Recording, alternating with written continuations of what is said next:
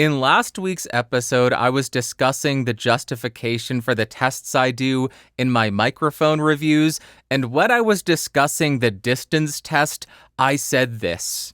Then at 1 foot, 2 feet, and 4 feet, it's good to understand the reach of the microphone because you as a boom operator, Alan, know this better than anybody. Different microphones have different sensitivities at different distances. They're less or more sensitive at 1 foot, 2 foot, and 4 foot. So having that demo allows people to understand if their mom's talking to them 4 feet away, yelling at them, "Get off the gaming, Jimmy! Go ahead and clean your room!" Is it going to pick that up really clearly, or is it going to be less prominent because the microphone has a quick drop-off?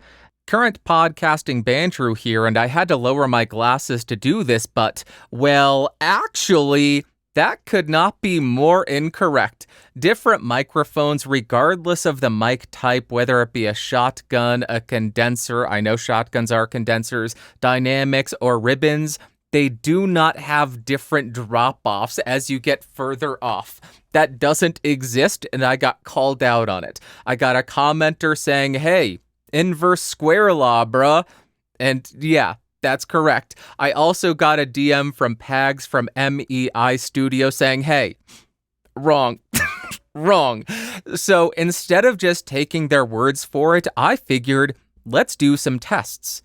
Because every single time I have just taken things for what they are, I've heard stuff and just said, okay, every single time I do that, I look stupider than I really am. So instead of just taking their word for it, let's do some tests.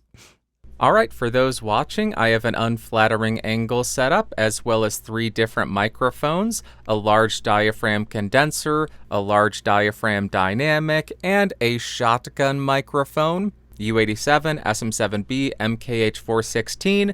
I want to find out if the idea of reach is in fact BS or if it holds any kind of validity, if it is accurate at all. All the mics are running into the Universal Audio X8. The U87 has 34 dB of gain, SM7B at 65 dB, and the MKH416 at 36 decibels. I've level matched them as close as I possibly can, and I'll make minor adjustments in post, but let's go ahead and see if this holds any water or if it is nonsense. We'll start 6 inches away from the microphone's capsules, which I've lined up as closely as I can. This is the U87, 6 inches away.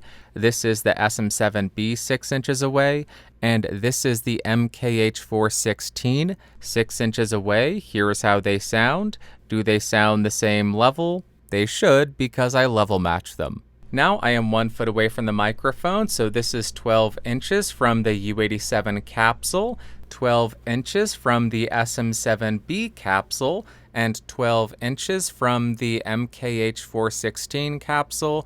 Do you hear any difference in sound between the U87, between the SM7B at this distance, or any difference between the MKH416? Let's back up and do some more. Now I'm 2 feet away from the microphone, so this is 24 inches from the U87. This is the U87 at 2 feet.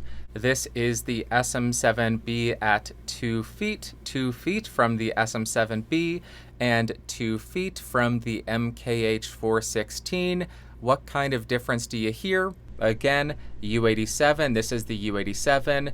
Here is the SM7B, the SM7 Bizzle, and then we have the MKH Hizzle 416. I hate myself. Let's back up. And now I'm about 4 feet away from the microphones, and looking at my meters, they do look pretty similar, but here is 4 feet away from the U87, here is 4 feet away from the Shure SM7B, and here is 4 feet away from the MKH416. Again, here is the U87, 4 feet away. Here is the SM7B, 4 feet away. And lastly, we have the MKH416, 4 feet away. Looking at my meters, it looks like they will have a similar level of the spoken word, but if I be quiet,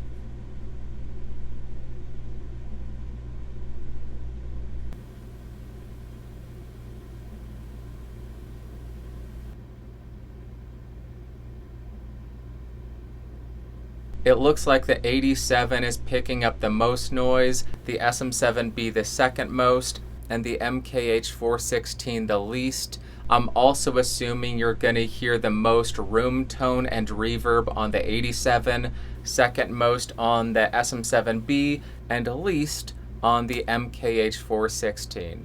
There you go. Those are the tests. Let's listen back and come up with a conclusion. Am I dumb? Answer, most certainly. All right, those are the tests. Let me know what you heard if you want to in the comments on YouTube. What I noticed is, as far as reverb, the U87 did the worst, the SM7B did the second worst, the MKH416 did the best. As far as room noise, the U87 did the worst, but it also seems to pick up the most low-end rumble, so the frequency response is coming into play there. The SM7B was the second worst, but 4 feet away, 65 decibels of gain on the preamp. The preamp noise kind of overwhelmed everything at that point, so the point there is kind of moot. If you're using an SM7B 4 feet away, what are you doing? Seek God. God will help you through this. And the MKH416 did the best.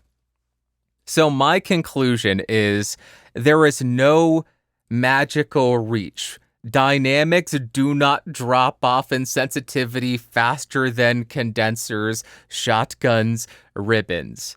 The correct interpretation of reach, as I am now understanding it, is certain microphones, because of the polar pattern and the frequency response, are going to reject more reverb and room noise, and in turn, it is going to allow you to more effectively use those microphones at a distance. But none of these microphones are magic. None of them make physics cease to exist. So on axis, they're going to have the same sensitivity drop-off as you get further away from them. As far as the off-axis rejection and the rejection of noises from other rooms, that does seem to differ from microphone to microphone, but it's going to come down to the polar pattern and frequency response, so I still think that is useful information. But as far as the distance test, maybe that doesn't offer any value to anybody, so maybe I should just stop it. Let me know, should I just stop doing that? Because does that offer any value? The entire purpose I was doing it is just wrong. So let me know what you think, and that is why this is the My Name is Stupid Says podcast. Thank you very much for calling me out. I don't want to say I am happy to be wrong. I don't even want to say that I am happy to admit that I am wrong, because I hate being wrong, because when I put out incorrect information, that makes me feel bad, because I have misled people. But I am willing to admit that I am wrong when I am wrong. So if I ever put out information that is inaccurate, do not hesitate to actually me and call me out on my BS. Tell me how I could do a test to prove me wrong, and I will do it.